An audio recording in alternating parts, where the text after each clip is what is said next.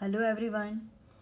Today we will learn explanation of exercise 1.4 and then we will solve exercise 1.4. Suppose p by q is a rational number.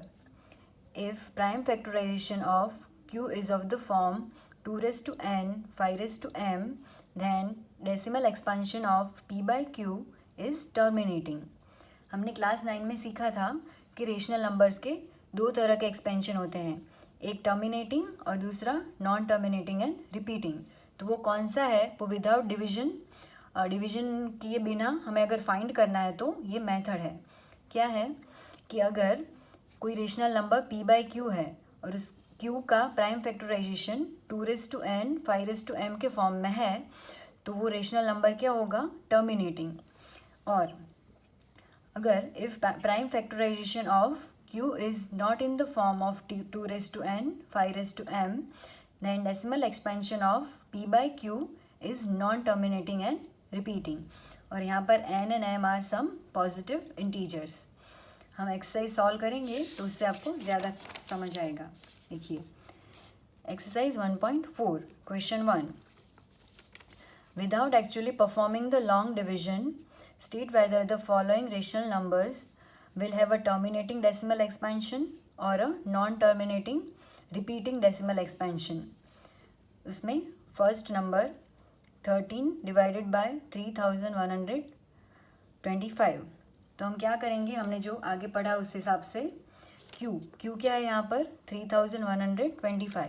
उसका हम find करेंगे prime factorisation. तो यहाँ हमने किया हुआ है. देखिए 3125 का प्राइम फैक्टराइजेशन क्या होगा?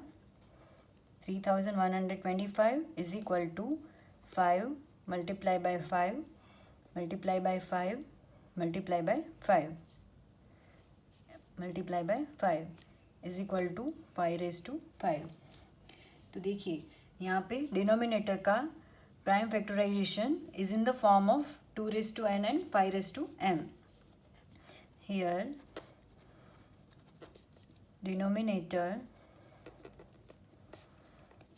is in the form 2 raised to n 5 raised to m, and that's why 13 divided by 3125 has terminating decimal expansion. अब समझ आया आपको?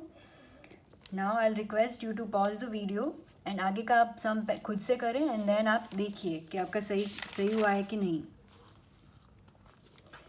Second number 17 divided by 8. तो यहाँ पे p बाई क्यू के फॉर्म में है, q है यहाँ पे 8. तो हम सबसे पहले 8 का प्राइम फैक्टराइजेशन फाइंड करेंगे. 4 multiply by 2 8, 2 multiply by 2 4 and 2 multiply by 1 2. तो 8 is equal to 2 multiply by 2 multiply by 2 is equal to 2 raise to 3. तो यहाँ पे भी डिनोमिनेटर का prime factorisation is in the form 2 raise to n 5 raise to n. Denominator is in the form 2 raise to n 5 raise to m, and that's why 17 by 8 has terminating decimal expansion. देखिए कितना easy है ये. Now third question 64 divided by 455. p by q के form में और q है यहाँ पे 455. तो सबसे पहले हम 455 का प्राइम फैक्टराइजेशन फाइंड करेंगे. अगर हम यहाँ पे 5 से डिवाइड करें तो क्या मिलेगा हमें? 91. अभी 91 कौन से टेबल में आता है? 13 के. 13 multiply by 7 is 91 and then 13 multiply by 1 is 13. तो प्राइम फैक्टराइजेशन क्या होगा? 455 is equal to 5 multiply by 7 multiply by 13.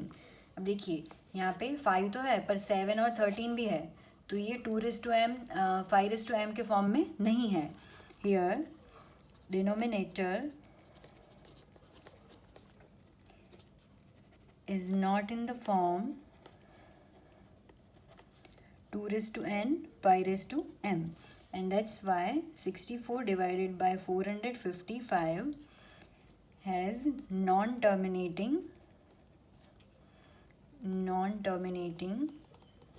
and repeating decimal expansion.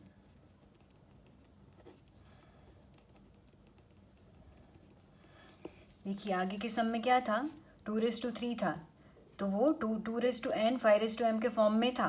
That's why it has terminating decimal expansion. पर यहाँ पे क्या है, 5 मल्टीप्लाई बाय 7 मल्टीप्लाई बाय 13. यहाँ पर डिनोमिनेटर का prime factorisation is not in the form 2 raised to n 5 raised to m, and that's why ये जो नंबर है that has non terminating and repeating decimal expansion. Fourth number is 15 divided by 600. अब देखिए सबसे पहले अगर इन दोनों में कोई कॉमन फैक्टर है तो हम दूर कर सकते हैं. 15 को क्या लिखेंगे हम, 3 मल्टीप्लाई बाय 5, राइट. और इसे 1600 को 5 मल्टीप्लाई बाय 320. अब देखिए यहाँ पे हम 5 कैंसिल कर सकते हैं, तो नंबर क्या होगा, 3 मल्टीप्लाई बाय 320. नाउ यहाँ पे क्यू क्या होगा, 320. तो सबसे पहले क्या करेंगे हम, 320 का प्राइम फैक्टराइजेशन फाइंड करेंगे. 320 सबसे पहले हम करेंगे 2 से डिवाइड, तो क्या होगा 160. अगेन 2 से डिवाइड करें तो यहाँ पर आएगा 80. अगेन 2 से तो 40. 2 से करेंगे 20 by 10 5 and then 5 multiplied by 1 is 5. तो 320 is equal to 2 multiply by 2 multiply by 2 multiply by 2 multiply by 2 multiply by 2 and multiply by 5.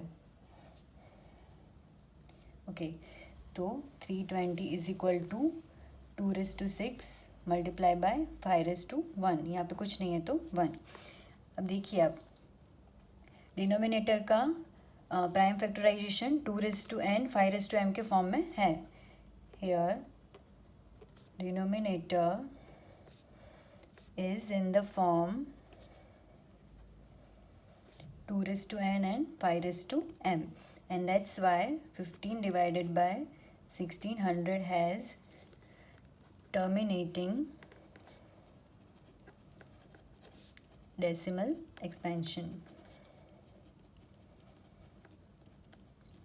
right?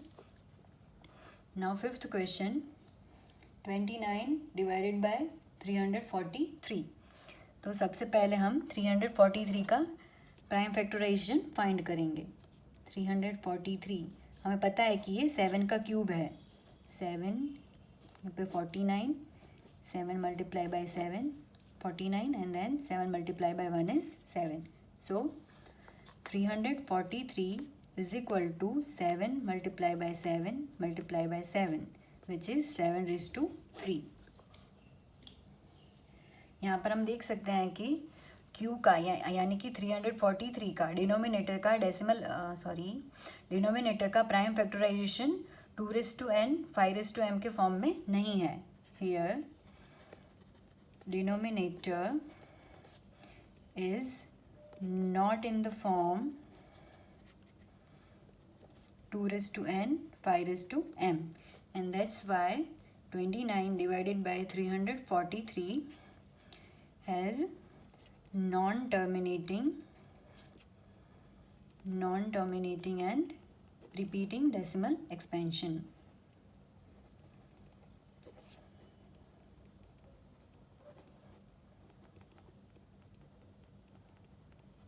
Okay, now sixth question, 23 divided by 2 raised to 3 5 raised to 2. देखिए अभी यहाँ पे आपको तो factors निकालने की भी ज़रूरत नहीं है. Denominator is already in the form 2 raised to n 5 raised to m. Here denominator is in the form 2 raised to n 5 raised to m, and that's why 23 divided by 2 raised to 3 5 raised to 2 has terminating decimal expansion. ये तो बहुत easy हो गया, यहाँ पर हमें directly 2 raise to something and 5 raise to something के form में ही दिया गया है, right. Now 7th question, 129 divided by 2 raise to 2 5 raise to 7 and 7 raise to 5। देखिए यहाँ पे 2 रेज टू समथिंग है, 5 रेज टू समथिंग भी है, बट ये 7 रेज टू 5 भी दिया गया है। तो ये कॉन्ट्राडिक्ट कर रहा है किस फैक्ट से कि p बाई क्यू में q का प्राइम फैक्टराइजेशन क्या होना चाहिए, 2 raise to n 5 raise to m, तो ये उस फॉर्म में नहीं है। Here denominator is not in the form 2 raised to n 5 raised to m, and that's why 129 upon 2 raised to 2 5 raised to 7 7 raised to 5 has non-dominating and repeating decimal expansion.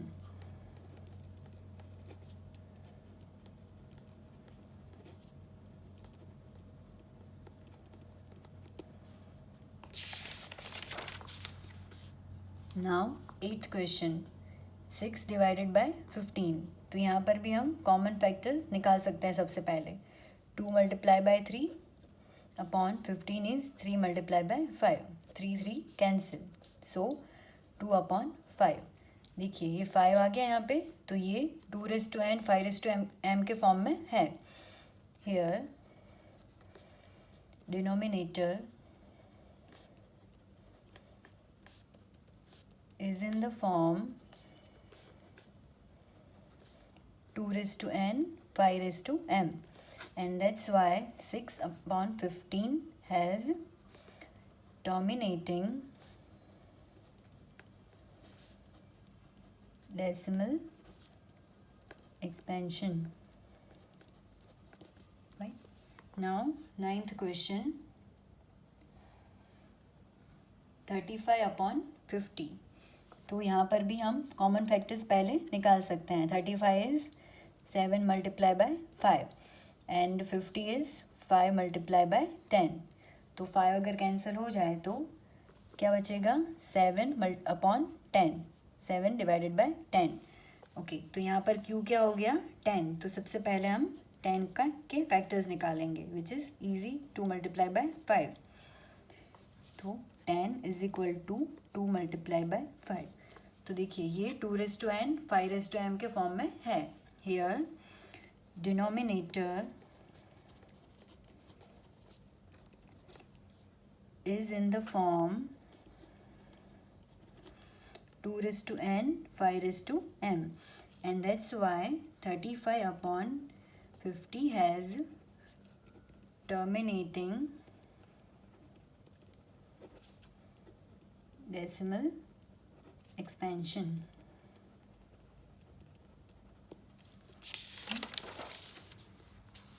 Last question, 10th, 77 upon 210। तो यहाँ पर भी हम पहले common factor निकालेंगे। 77 is 7 multiply bye 11 and 210 is 7 multiply bye 30। तो यहाँ पर 7 एंड 7 कैंसिल हो जाएगा, तो 11 अपॉन 30। तो अब हमें क्या करना है, 30 का प्राइम फैक्टराइजेशन फाइंड करना है।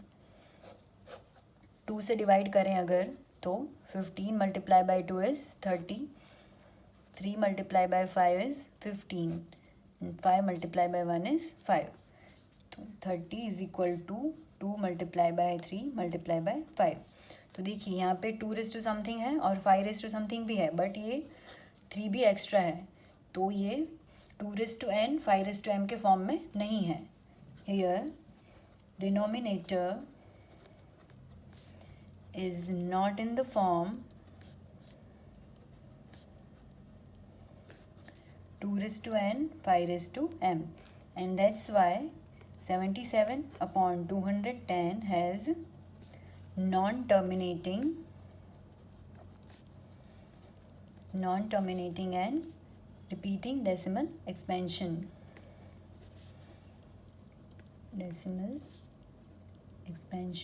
राइट? ओके, अगर आपको मेरे वीडियोस पसंद आ रहे हैं तो प्लीज़ शेयर करें, लाइक करें और सब्सक्राइब भी करें. Thank you.